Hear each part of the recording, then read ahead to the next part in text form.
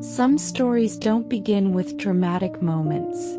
They begin quietly in small places on ordinary days, with a thought that lingers just long enough to change the direction of someone's life.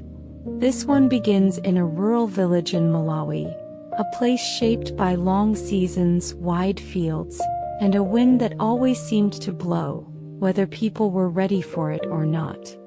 It begins with a boy named William Kamkwamba, who noticed things most people walked past without a second thought. In 2001, Malawi faced one of the worst famines in its history. Rainfall came late. Crops failed. The earth cracked under the heat. You could hear the hardship in the way people spoke, short sentences, tired voices, hopes shared quietly so they wouldn't break. Food grew scarce. Families gathered around small fires, counting what little they had left. Children grew thinner. Adults tried to hide their worry, even though everyone felt it. For William's family, each day became a slow negotiation with hunger. His parents stretched every handful of corn, trying to make it last just a little longer. And somewhere in the middle of all this, came the day William had to leave school. He was only 13, an age when most children are still imagining their future. But for William, the future suddenly narrowed to simple survival. Even then, a part of him kept watching the world with quiet curiosity. He noticed how radios worked, how bicycles turned motion into power, how wind pushed against old tin roofs. Small details, little patterns, things that didn't seem important until one day they were. Near his home stood a small community library. It wasn't impressive.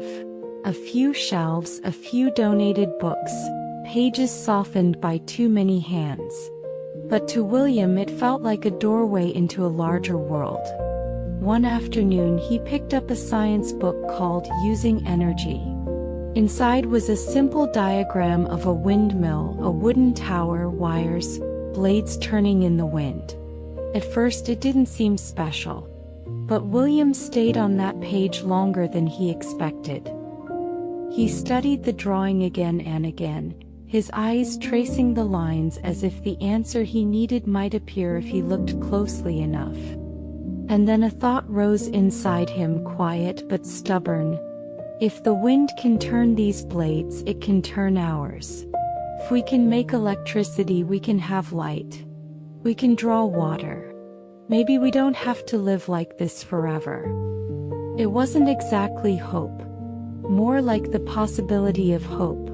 A small opening in a wall that had felt solid for far too long. So William began collecting anything he could use. A broken bicycle frame. Old pipes taken from trash heaps. A discarded tractor fan. Wires from abandoned radios. Pieces of metal worn thin by time. People in the village watched him work and shook their heads with gentle curiosity.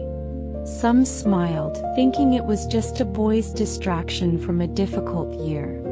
Others wondered why he bothered with scraps no one else wanted. But William continued.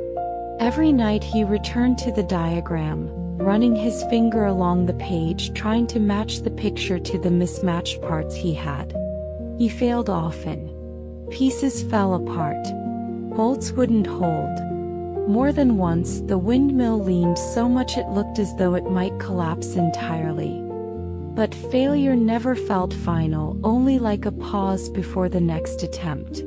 Days blurred into weeks as the structure behind his house slowly grew, like something learning how to stand.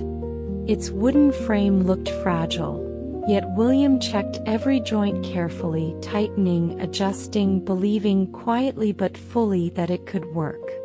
Then came the afternoon when the wind picked up. A steady, patient wind that moved through the fields and reached his handmade blades. At first the windmill trembled.